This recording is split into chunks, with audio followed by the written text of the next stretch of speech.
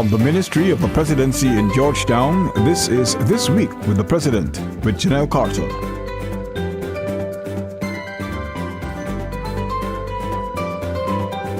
This Week with the President is a weekly news magazine which provides you with an in-depth look at the policies, programs and work of the President of Guyana in his quest to realize the good life for all Guyanese. I'm your host, Janelle Carter. In the news this week, the 2015 budget and its genesis is the President's vision. A look at the prioritizing of education under the new administration as President Granger charges scholarship awardees to make the best of every educational opportunity, and government leads the way for the crafting of a comprehensive gender policy. These stories and a personal look at the President coming up right now.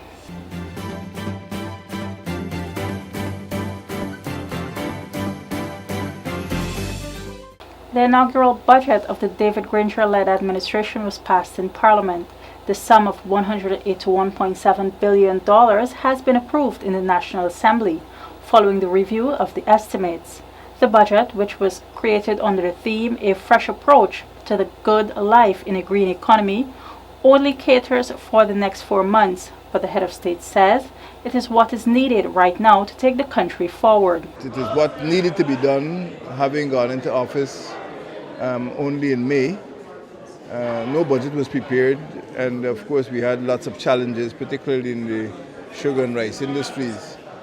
So we had to rectify some of those problems and produce a 4-month budget. But I'm convinced that the 2016 financial year, when we have a whole year to look forward to, will have a budget which is more all-embracing. But we are limited by the period of time that we have, and that is a 4-month budget. The measures outlined in the budget, while bringing some immediate relief to many households and to public servants, is closely knitted to the vision of the country's leader. It is grounded in creating the frame for the long-term goal of ensuring every Guyanese is able to benefit from the good life. All Guyanese yearn for the good life, one in which the country's patrimony is exploited in a sustainable and responsible manner that caters for future generations, where they have good jobs providing permanent incomes, where they have access to decent, affordable housing, healthcare, pure water, sanitation, and education, where they can live and retire comfortably and in a secure environment.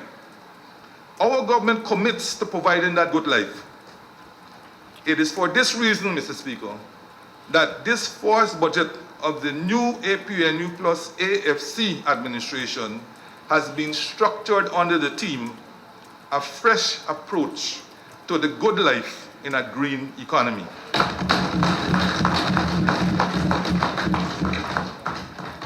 It speaks to accountable government as the basis for securing the good life in an environmentally friendly and sustainable manner. With the average man in mind, the budget is focused on ensuring that Guyanese enjoy immediate benefits where it counts the most. It includes measures which will begin to alleviate poverty and increase disposable income for citizens. In an effort to achieve this goal, the budget 2015 has increased the number of household items that will be zero-rated, meaning no VAT will be paid on these items. Some of the zero-rated items include flour, locally made chow mein, Nestum, sausage in packets, biscuits, among others. Some public servants will now enjoy salary increases based on their salary scale. Those who have remained below the national minimum wage will enjoy a 26.4% increase.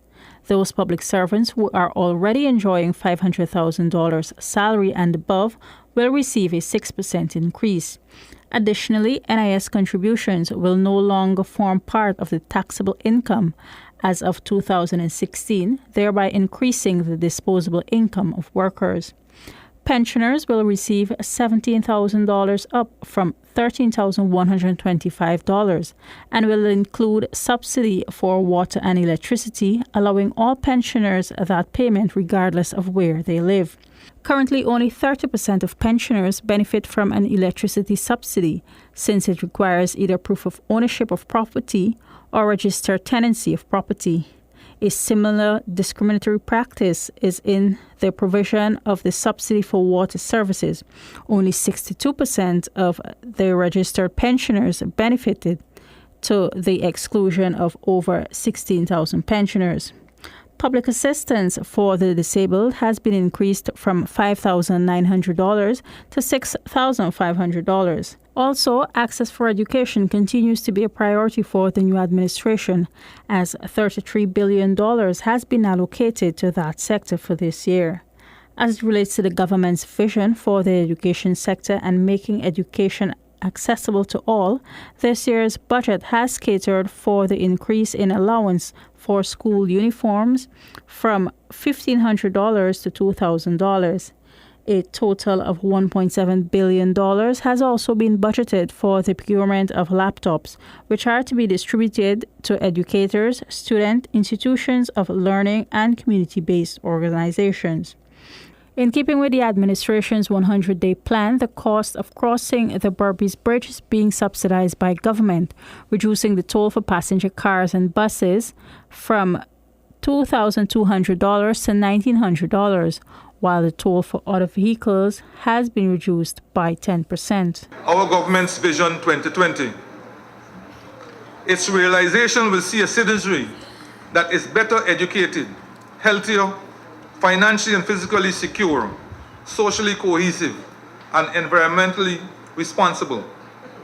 This vision will be realized against a backdrop of inclusionary democracy, enhanced accountability, and performance improvement and macroeconomic stability. The budget has been delivered, and most importantly, it is a true reflection of key elements of President Granger's 2020 vision for Guyana, as the country gears to celebrate its 50th anniversary as an independent nation. Our government will introduce measures which aim at achieving full employment and providing more people with job security. Steps will be taken to create jobs, increase production, and generate wealth. We shall intensify education in the sciences, technology, engineering, mining, agro-processing, and the arts in order to expand employment and promote economic growth. We shall propose policies that provide opportunities for local entrepreneurs and investors. President Granger has always stated that he envisages a prosperous Guyana. In an effort to achieve this, his administration will craft a long-term national economic strategy that will ensure economic stability and social security that will raise the productive potential of the economy. There should be no doubt that the national economy could be significantly enhanced and the livelihood of hinterland residents and miners enriched if the industry is placed on a surer economic footing. We shall therefore establish a sovereign wealth fund derived from revenues from our forests, our mines, from our waters and lands, and other natural resources to benefit generations to come. President Granger's vision for a green Guyana is also articulated in the budget. The head of state has spoken extensively on the need to exploit the country's abundant natural resources in a sustainable way for the development of a green economy. We see a green economy as one that sustains economic prosperity, environmental security, and social well-being. It will allow the current generation to satisfy its needs without jeopardizing the opportunity for future generations. With these policies in mind, Budget 2015 has now set the platform for the new administration's vision for a new Guyana for the next 5 years. When we return, gender equality to be mainstreamed in Guyana. Stay with us.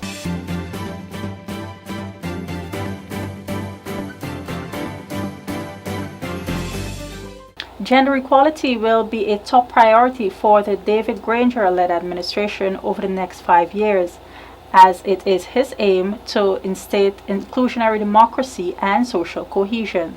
At the just concluded first ever national conference on the gender and development policy, the head of state clearly outlined his vision for bringing about equality in Guyana once and for all. What does gender equality really mean for Guyana? The president sees it as integral to the overall development of the nation. But what do the citizens of Guyana think? I think that this today conference here on gender development to formulate a policy document is very, very important because in Region 5 we have what we call a lot of issues as it relates to gender. For some reason there is still that traditional outlook as it relates to who is the head and who is not the head. And I think with a policy document coming up and more education, both our men and women will understand that their roles are equal and that there is nobody being above anybody.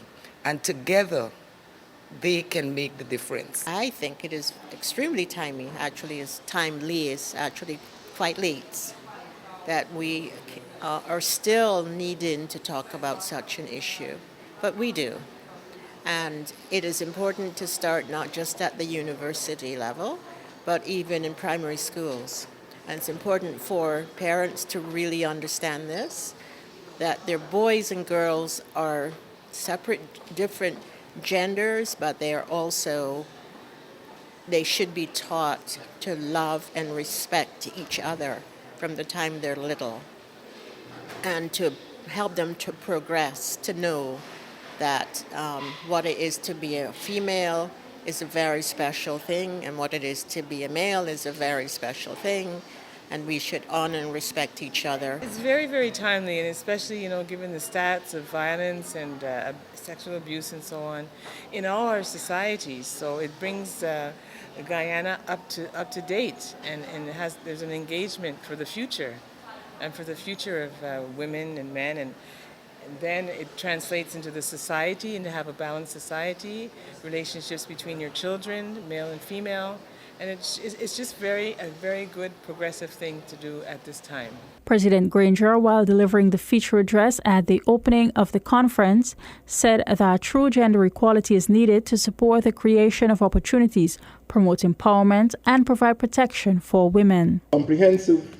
long-term gender policy aimed at opening opportunities, promoting empowerment, and providing protection to women is needed. The proposed national gender policy should aim to eradicate discrimination against women. It should be used to safeguard the emotional and mental integrity and physical safety of women. President Granger's focus on ensuring that all Guyanese benefit from Guyana's bounty means that equality is one of the pillars of the country's development agenda. Though significant strides have been made in this area, President Granger strongly believes that much more needs to be done and has pledged that his administration will ensure that systems are put in place. Your government proposes to consider various measures to assist women to lift their families out of poverty. We will encourage greater entrepreneurship. We will encourage the establishment of microcredit facilities and access to small business loans, which can all have a positive effect on poor households headed by women. Another major obstacle which stands in the way of gender equality is extreme poverty. Women and children are often among the most affected in cases of extreme poverty and are disproportionately affected. Your government intends to establish employment centers in coming years in all of our administrative regions to allow for persons seeking jobs to be matched with available employment opportunities. Through this process, we anticipate that women will be able to find jobs closer to their homes and would not have to work far away from where they live. Your government also recognizes that many women are unable to take up full-time employment because they have to take care of children. These responsibilities require them to stay closer to home or at home. Your government is prepared to consider offering tax rebates to companies which establish daycare centers for women, for mothers, so that women do not have to leave their children unattended. These measures are just some of which will be implemented over the next 5 years as Guyana moves closer to realizing gender equality. According to a United Nations report, Guyana has made good progress in the area of gender equality and has achieved gender parity. This includes the passing of the Domestic Violence Act 1996 and the Sexual Offences Act 2010. While much progress in the area of gender equity and gender equality has already been achieved in relatively recent years, and yes, there have been many important developments to the benefit of women, I nonetheless posit that there is still much to be accomplished.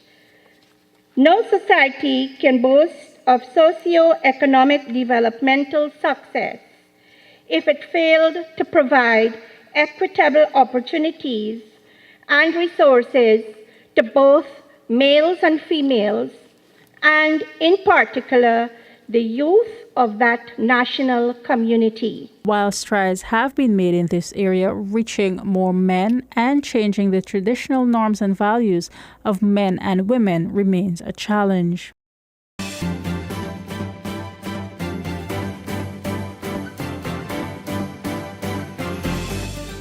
The importance of education has over and over again been promoted by President David Granger as the means to ending poverty in Guyana.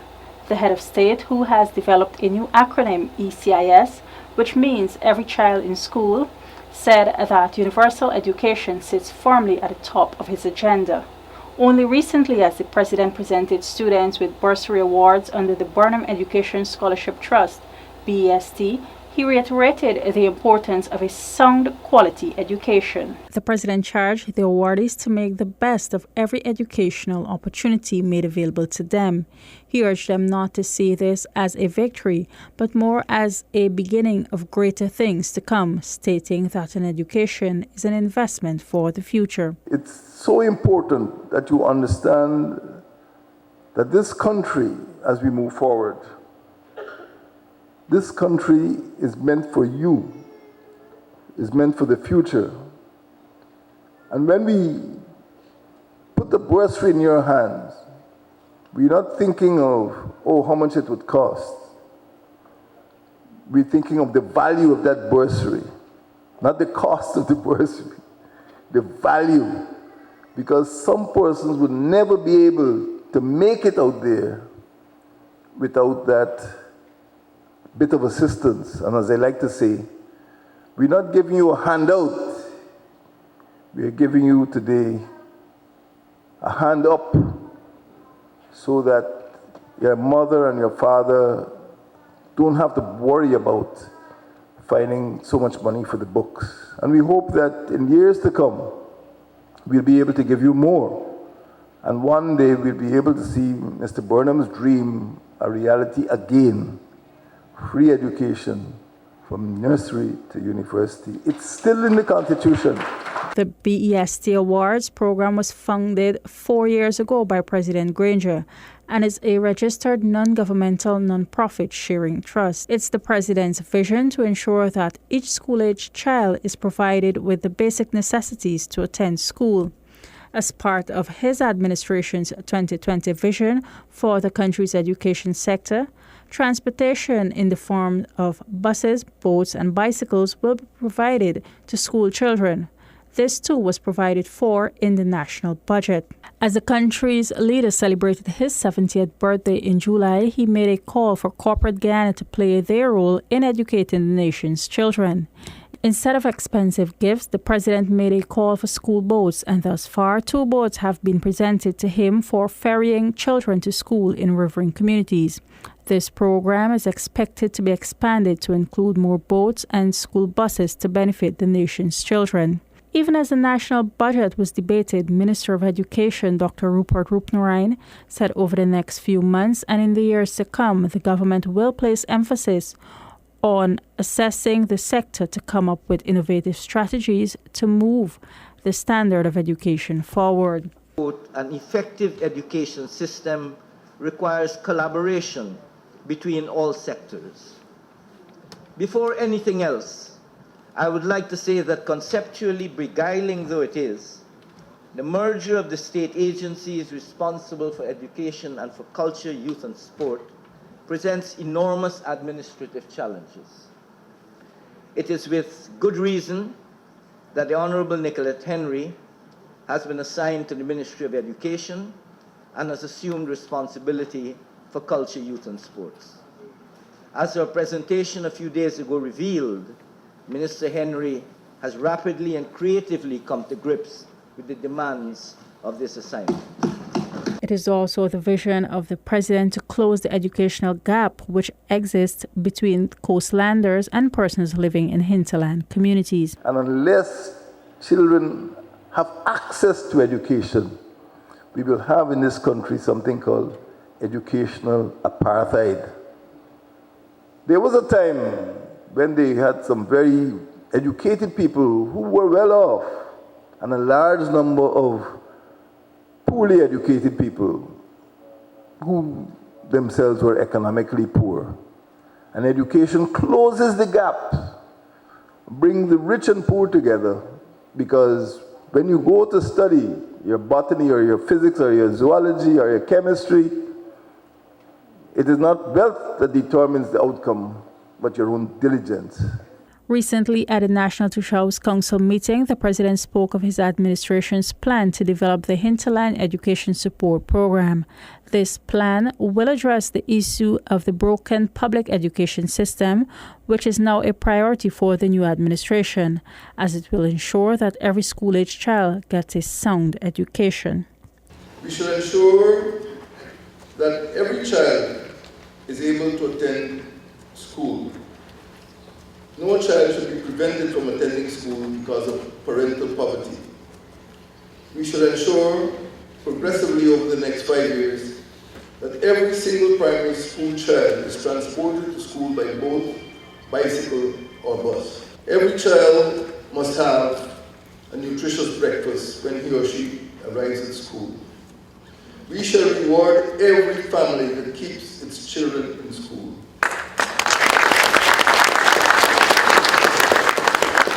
Protecting children is a national priority. We cannot be one nation, a nation in which everyone participates to the full, unless we protect our children. The development of the education sector is seen by the administration as an investment in the human resources of the country, which will pay dividends in the production of a strong and skilled workforce, which will ultimately produce a strong economy. When we return, we'll take a look inside the President's diary. Stay with us.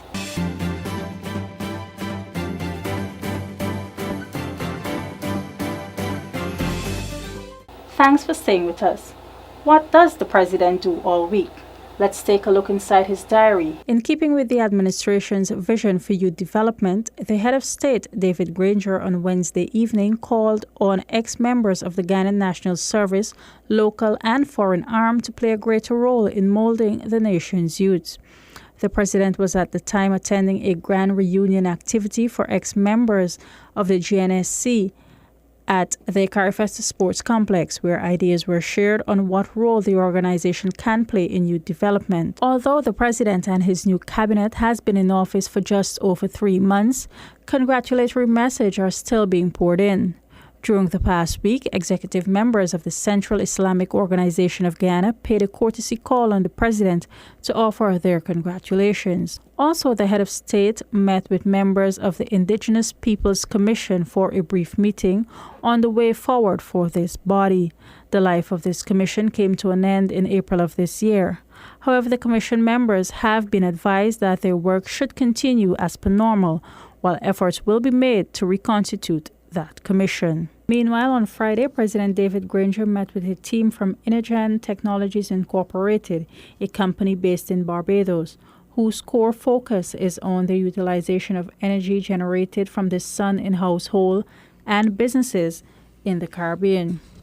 Chief Executive Officer Vancourt Rouse explained that the company's main interest in Ghana is lending support to the Ghana Power and Light Company in lowering the cost of electricity and improving the delivery to various communities, particularly those in remote areas. Inogen Technologies Incorporated is part of the One Caribbean Media Group. It has been the leading renewable energy installation company in Barbados since 2010. That brings us to the end of the diary segment. After the break, we will take a look at President Granger. the man. Stay tuned.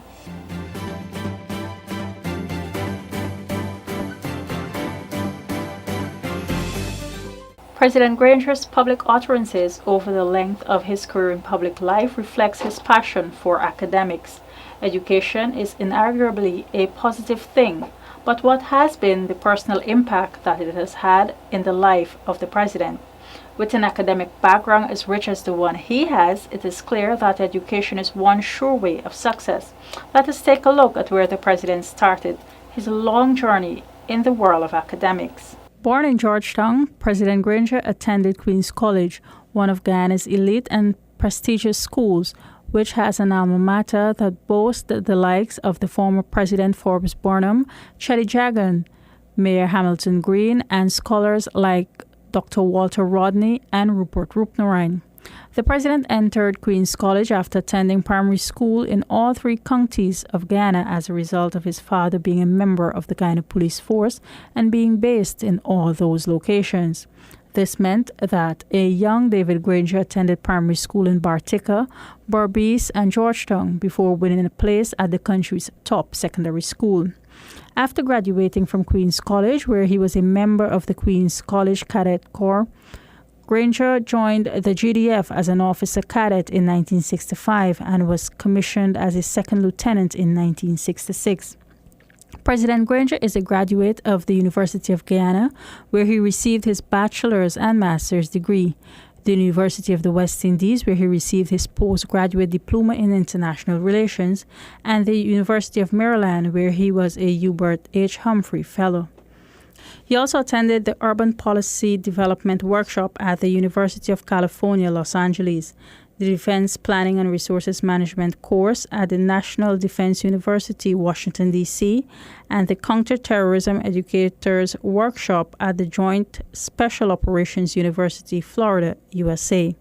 Education has been a part of the engine which elevated David Granger from a humble schoolboy to the holder of the highest office in the land. That brings us to the end of this week's edition of This Week with the President.